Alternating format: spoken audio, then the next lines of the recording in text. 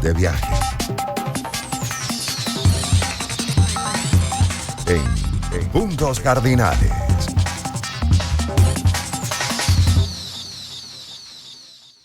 Bueno, y me complace muchísimo recibir en el estudio a Jorge Roig, miembro del Consejo de Administración de la Organización Internacional de Trabajadores, la OIT, expresidente de Fedecámaras, un empresario y un muy viejo amigo mío.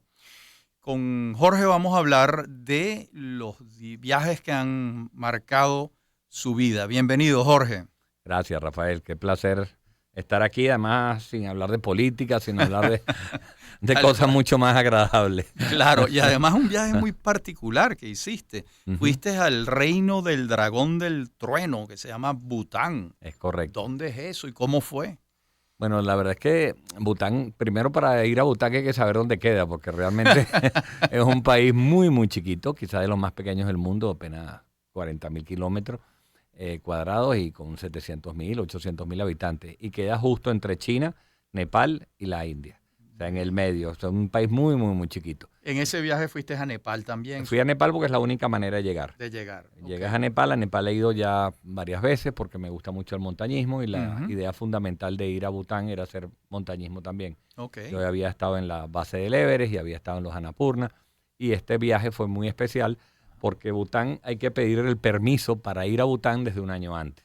¿Ah, sí? El rey no permite que la gente vaya a hacer montañismo como a Nepal, que se ha convertido sino que tiene el rey tiene que dar el permiso. Y muy programado, solamente 500 trekkers al año, tienes que pedir permiso con anticipación, no quieres que lo contamine. De hecho, llaman a Bután el último Shangri-La. Claro. Es un sitio donde no hay contaminación, no se puede fumar en todo el reino. ¿Ah, sí? Hubo internet hace 20 años de milagro. Entonces, la verdad es que es un país que es muy concentrado. Ahorita te daré algunos comentarios que me parece que... ¿Y subieron unas montañas muy altas allí? Fuimos a Yomolari, no era tan alto, era 4.500 metros, que está muy bien. ¿No te parece alto 4.500? Bueno, yo necesito varias máscaras de oxígeno. La verdad es que, bueno, en la base del Nepal está 6.200 el Everest y el Kilimanjaro también 6.200. Entonces, es un trekking bastante adecuado. Y sobre todo que damos una vuelta alrededor de la montaña. Era muy bonito porque dormíamos 13 días en carpa. Ahí no hay hoteles. Es un sitio extraordinario porque nada que ver con hoteles ni albergues, sino simplemente todo lo más rústico posible y duermes en unas carpas que te preparan los guías, los sherpas. ¿Y la comida qué tal? ¿Los sherpas cocinan también? No es de lo mejor. Entre sus múltiples cualidades, la comida de la montaña ¿Qué recuerdas nunca es buena. ¿Qué comían? Mira, comíamos mucho carbohidratos porque hacían como una especie de caroticas y de lentejas que ellos tienen propias, mucha soya, cosas que te dan carbohidratos y te dan proteínas también, pero muy concentrado, muy poco atún. También llevaron atún. Y tú añorando un lomo embuchado. No, en lo que llegué a queso Timbú, blanco. En lo que llegué a la Timbú de la ciudad, me comí mi carnita y después cuando llegué aquí otra vez. Es un país muy interesante. Porque el rey, el padre, el actual rey es una monarquía. Sí. Y además una monarquía es la única monarquía en el mundo y el único país del mundo absolutamente budista. Sí. Hoy, ellos no tienen otra religión, solamente budista y una teocracia. Una teocracia. Y no se permiten otro tipo de religiones, solamente el budismo. El rey, que ahorita es un muchacho joven, graduado en Oxford, que además su padre fue casado con 4 hermanas, porque allá permiten la poligamia. La poligamia, pero además con 4 hermanas. Te puedes imaginar lo que eso significa. Pero bueno, algunos amigos nuestros les gustaría esta modalidad, ¿no? 4 hermanas, no sé, pero 4 mujeres. Pero ya 4 hermanas era complicado. Y el padre estaba casado con 4 hermanas y este rey actual es uno de los 10 hijos que tuvo. Y él se casa, a pesar de que es permitida la poligamia, él dice que él no quería eso, que él se casa con una mujer que era plebeya y dice yo voy a ser absolutamente fiel, monógamo, y así ha sido desde el principio de su matrimonio. Ese fue el que se formó en Oxford. Ese se formó en Oxford. Ah, bueno, allá le inocularon esos vicios. Pero además le inocularon otro que es muy interesante. Tú sabes que Bután ha presentado en Davos, ellos no creen que el Producto Interno Bruto sea la manera de medir la felicidad de la gente. Muy bien. Y porque eso son unas cifras frías. Claro, el país creció, hay otros elementos. El país que creció 10% no te dice nada. Y él no estaba contento con eso. Entonces, el rey lo que ha hecho es hacer una encuesta que la hace al año entre todos sus habitantes y les pregunta, ¿usted es más feliz que el año pasado? Y le pregunta, ¿usted tiene más acceso a su comida, usted se siente más tiempo libre sin tensiones y con eso levantan lo que se llama el índice grueso de la felicidad, el Gross Happiness Index, que lo presentaron en Davos. Y Davos empezó a discutir si esa verdaderamente es una forma de vivir el bienestar de un pueblo mucho más que medir el Producto Interno Bruto. Se ha convertido el rey muy famoso por este indicador que lo sigue manejando y él mide la felicidad de su pueblo con esta encuesta que hace anualmente. Qué interesante, Jorge. Pero además tú has hecho viajes en motocicleta recorriendo largos trayectos, ¿no? En Europa. Sí. ¿En qué otros continentes? Estaba en Marruecos. Manejando moto también. Manejando moto, nos fuimos desde España hasta Marruecos. En un ferry. Una maravilla, cruzabas el estrecho de Gibraltar en un ferry. Era complicado porque las motos que salen de España tienen su problemática para entrar en África. Claro. Pero fue un viaje extraordinario. Después Europa la hemos recorrido completa. Fuimos incluso a Grecia. Sí. Entonces la verdad que es una maravilla y espero, Dios mediante, después de la pandemia, que este año, el 26 de mayo, tengo pensado volver a hacer uno de esos viajes. ¿En moto? Sí. Somos un grupo de 10, 12 amigos, entre los cuales está mi hermano Javier.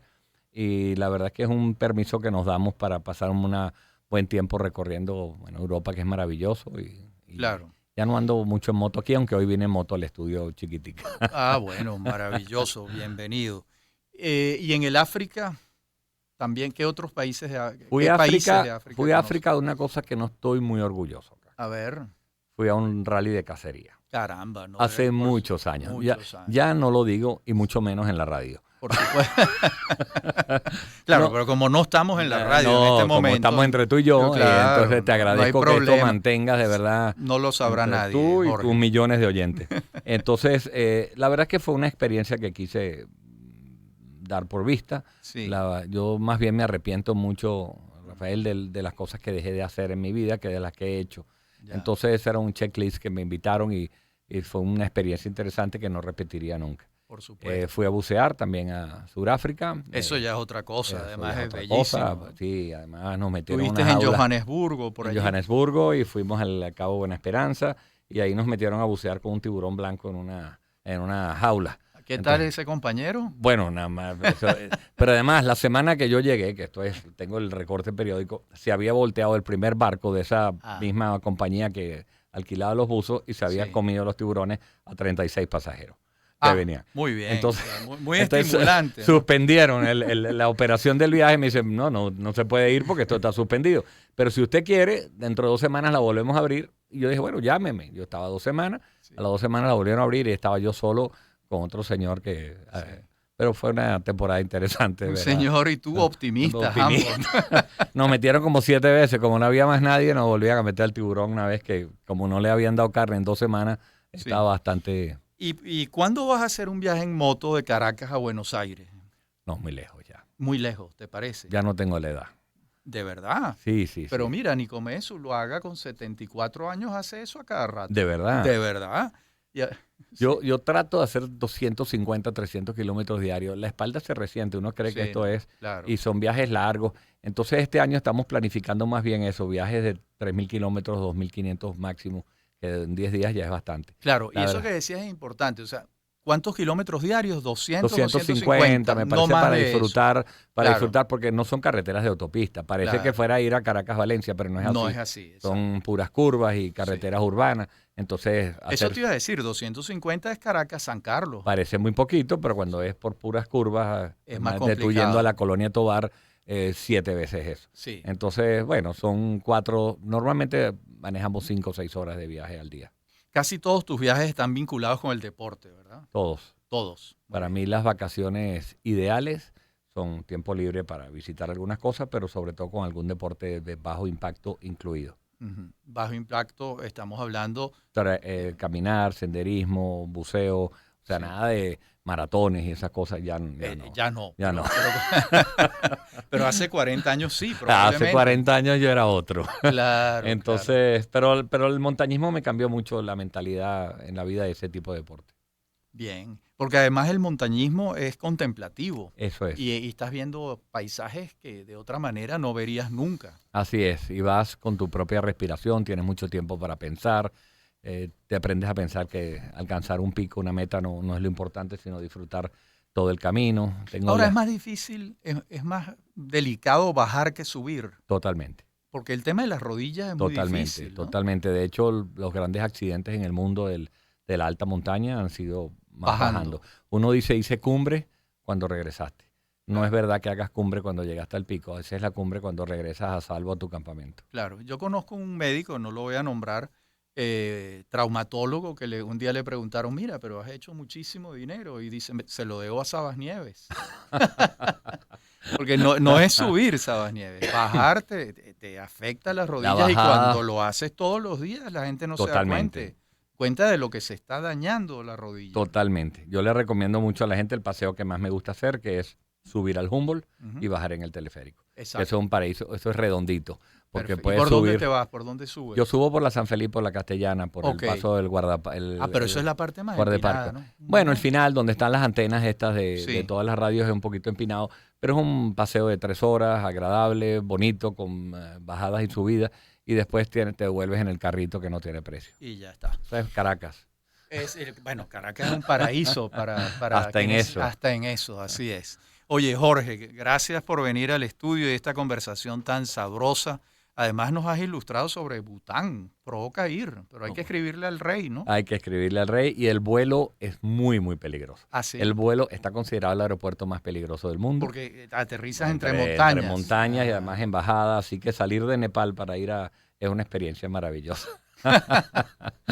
Bueno, Jorge Roig, miembro del Consejo de Administración de la OIT, expresidente de Fedecámaras, un extraordinario empresario y además un analista político y un político también, ¿no? También tuve mi época, entre montañas, motos. Fui diputado del 94 al 99. Sí. Fuiste candidato a alcalde de Baruta. Es correcto.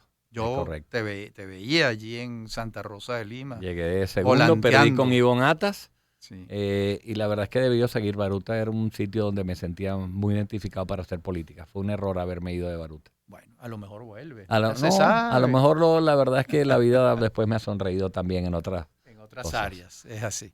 Jorge, mil gracias por venir. A ti, Rafael, por esta invitación y felicitaciones por tu programa. Muchísimas gracias.